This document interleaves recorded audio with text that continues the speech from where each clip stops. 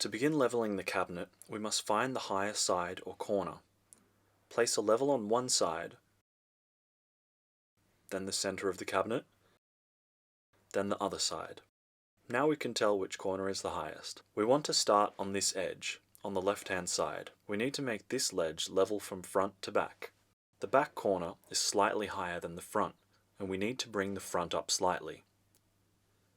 Using one of the leveling wedges provided, lift the corner and slide the wedge underneath. Once you have placed the wedge under in the correct position, you can see how much of it you need. Then take the wedge back out, snap off what you need, and replace it under the piece.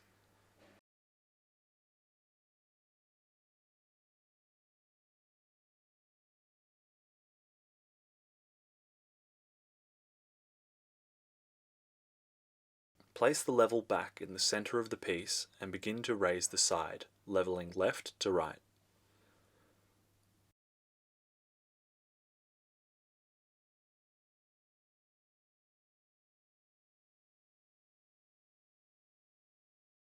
Once close, you can bring the level to the edge you are working on and make sure it is level front to back.